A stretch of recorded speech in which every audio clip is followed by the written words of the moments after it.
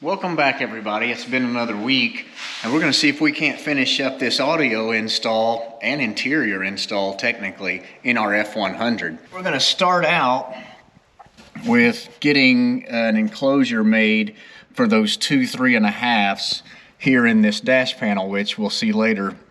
The holes aren't really big enough. Also, we're going to come up with our own version of how this dash is going to look. So we'll probably make a plate. We'll hammer some of this out smooth first. Maybe have to cut it a little larger, and then make a steel plate that we'll cover later that can hold our terminator display and our fusion controller, as well as the heat and air control knobs. I think we'll probably install here from Restomod Air when that kit gets here. You can actually put them here in these 3 factory made holes, but they're kind of only easy to get to from the driver's seat if you put them way over here. And I don't know about you guys, but I tend to have a passenger that likes to adjust the heat and air themselves.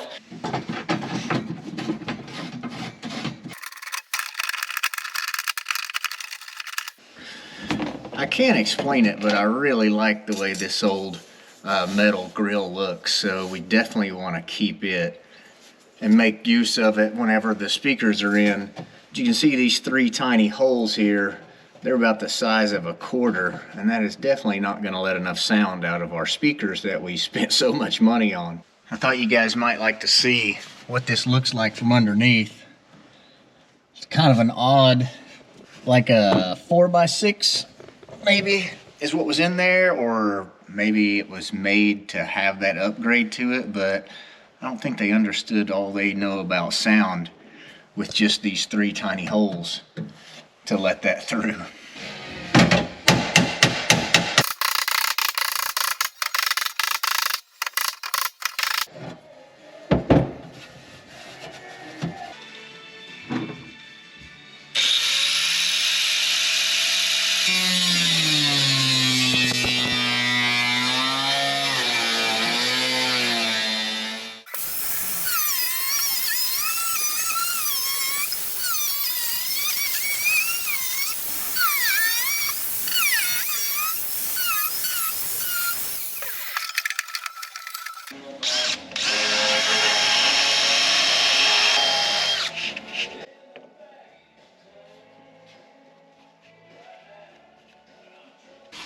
This is our panel for these 3.5s.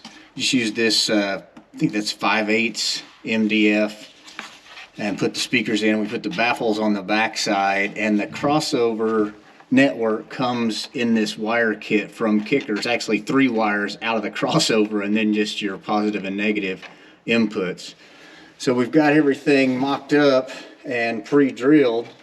So in theory, this should sit right in here.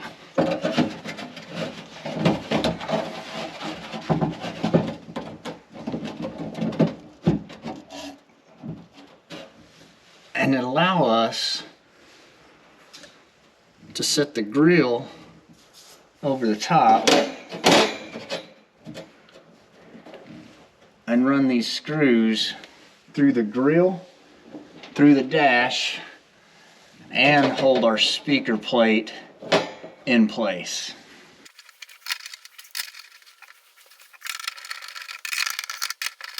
That turned out looking really good, and you can just see the speakers if you're looking head on through that grill. I've gone ahead and wired the power feed for our amplifier off camera because it's such a nightmare to get underneath. And I've wired it up through the floor here where our Holly connectors are. And we've got about just enough length to where we can run this fuse, and then we'll run another loop over to the amplifier itself. And then of course the ground is actually the body ground goes through one of the seat bolts, so that'll be nice and handy and close to this amplifier. You don't really want long runs for power or ground if you can help it, especially ground on amplifiers. But I bet we have less than 5 foot total of power wire which is great because you don't have a lot of signal loss or drop loss or something like that. So it's starting to get messy in here, at least messy looking, where you've pulled the wires, like we said, over this pillar in the last video. And I've gone ahead and tied those into the amp. And then I ran that power like we showed earlier and got my ground cables connected to it. And they come out over here in this A pillar, which I've gone ahead and split this loom open and started trimming the wires to about their lengths they're supposed to be. So these will be the 2 dash speakers, this will be the right kick panel, and this will be the left kick panel. So I'm going to go ahead and tie these in since I've got this nice opening. And speaking of which, I've already changed my mind. I don't think this plate's going to look right with the covering and hanging down lower than the dash to put the heat and air controls. Even if I cover it in the same material as the seats, I think we'll just go ahead and use these blanks, which I can remove this easy enough. And we'll put those Resto-Mod air controls right there. I know it's a long way from the passenger, but it's going to be form over function in this circumstance. Once we get these tied together, I'm going to go ahead and maybe either use one of the looms that we have, or I may just hockey tape these 2 wires together, and then as they start to pick up the additional speakers, start taping those all into one loom. And that'll kind of keep things nice and tidy as far as the speaker wires are concerned, at least. You know, it doesn't matter how much you clean and blow this stuff out, as soon as you look up under a dash, something falls in your eye.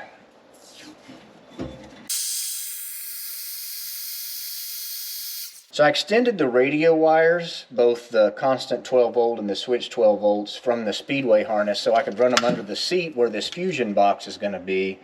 And now that all the speaker wires are ran, and these 2 are actually hooked up, it's probably a good time to just do like a temporary test on our equipment before we get too much further in building kick panels for those 6.5s.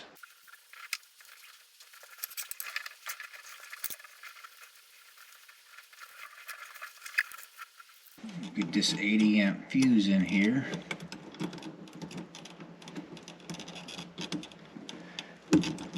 After we've, of course, got a good solid ground on our amplifier.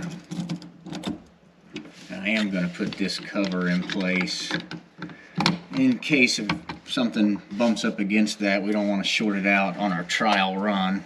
I will go ahead and point out, I know this looks odd, it looks like a ground into carpet, but actually on the bottom side there's a cable directly from our ground on our battery terminal to the bottom side of this bolt.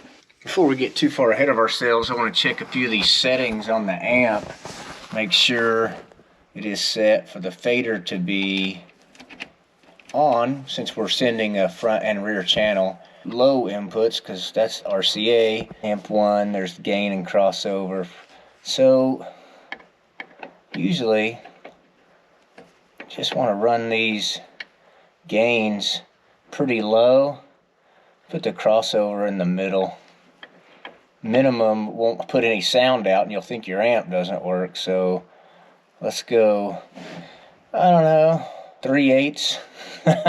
Is that a real number? Alright, we'll start with the sub at 3/8, frequency in the middle, and the bass boost pretty much minimum. Battery on.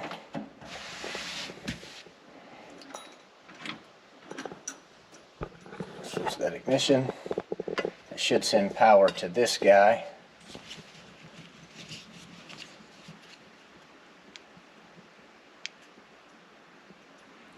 Appears to have power. Probably need to turn on my Bluetooth pairing. I've got too many Bluetooth devices. There it is.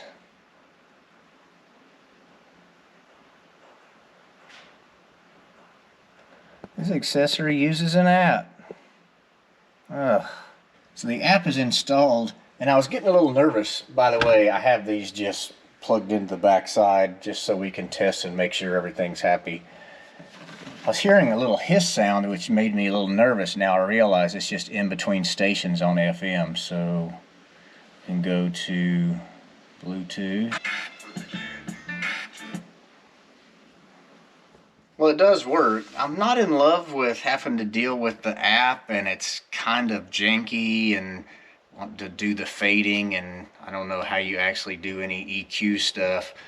And it just wasn't sending the signal I wanted for the sub, so I ended up just telling the amp to use zone 2 to send or to feed itself for a subwoofer signal, and then we could tune it to where we had it something like we liked.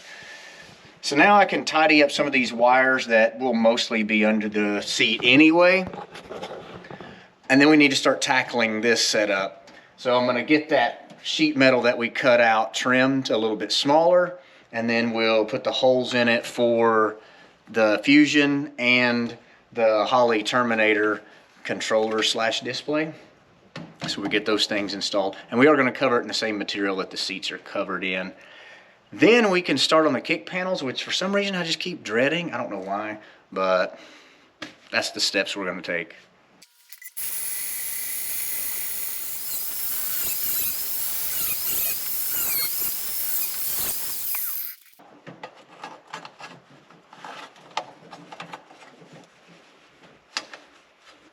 I kind of want these to sit the same distance in from the outer edge and the same distance from the top. And now I need to make sure that I give it some relief for the cable to come and rest, which will be right in here. And I'll probably end up relieving some of that out of our dash cutout as well, so that can sit nicely and just have the cord tucked under. And what I'm thinking is just tack welding a stud onto the back of this plate, and then I can put like a large nut or a washer and a nut on there, and that'll hold this side in place, and this will kind of keep it where it's supposed to be. I think that'll work out really well. Maybe you put one at the top and one at the bottom of those openings. Maybe overkill for this, but it's better than it coming loose.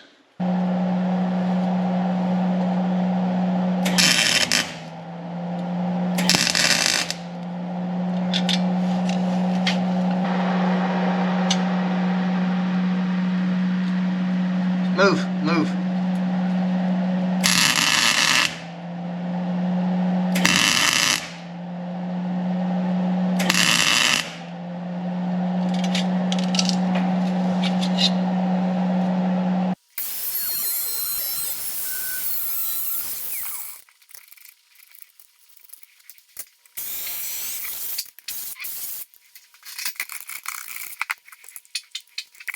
All right, let's make sure that these screws don't interfere with the display actually sliding in place. Ooh.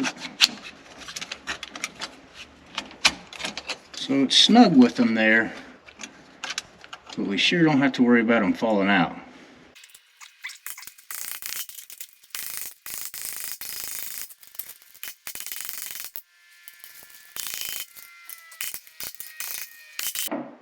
So I brought this part of the project inside and cut a couple of sections of our seat vinyl out of our roll that we bought. And this is our finished dash piece. So I always like the 3M stuff. This is the 90. I think the number they put on the cans determine how sticky they are or something. So I'm going to spray that on both sides and let it just sit for a second. It couldn't be more messy. You'd think as much as that cost, that would be awesome. And then we're going to turn that over and put it on the material. One thing I do want to point out, because I've seen this mistake made, when you put that over on your vinyl or leather or whatever material you have, don't pull the sides before you wrap it around the back side, because it stretches the material in the middle and you can see it sometimes in the pattern when you do that. So let that stuff sit up, roll it over, wrap it, call it a day. Our glue's had time to sit up overnight, so that's cured really well, and I've just cut openings in this to put the stuff in there and cut some reliefs out for these mounting holes. Kind of puzzle piece. Make sure you do this right. don't end up having to work backwards.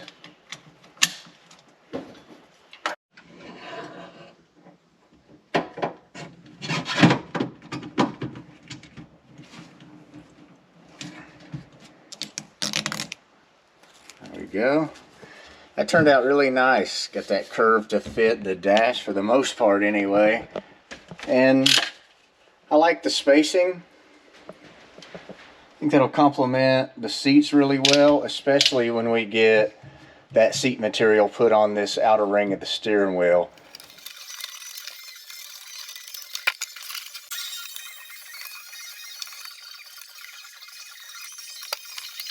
After taking a lot of time and kind of sneaking up on the correct shape for this template, I finally got it finished. Of course, the speaker pod is a little larger than what this is, but good news, we've got a little more room in front of this template where the door frame is, that we can bring it out this extra, I don't know, ½ of an inch tops, and put carpet on it. And that'll let it be inclusive of the entire diameter of this pod and look good.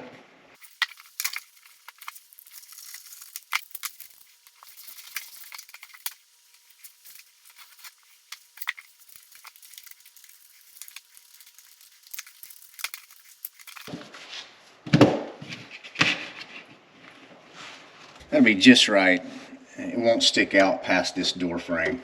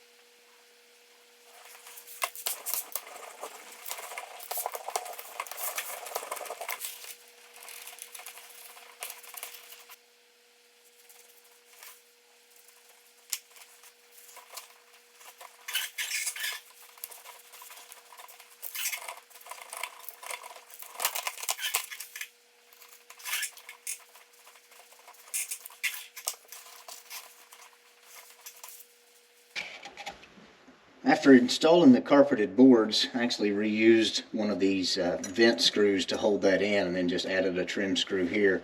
This comes out to be just right on the edge of this door opening. So I cut a hole in these with a 5-inch hole saw and pre-drilled these dimples for the hardware that'll hold them in. Also put a little relief right here for the speaker wire to lay in once we clamp it tight against this carpeted area. So it'll go kind of an up and angle towards the back. Hopefully that's good for audio. Every little bit helps, I think. And then we'll mount the speaker and put the grill on, and when it's finished, it looks just like that.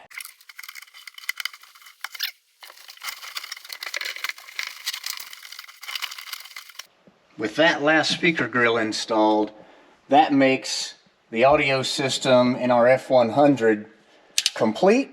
And let's see how she sounds. Well, yeah.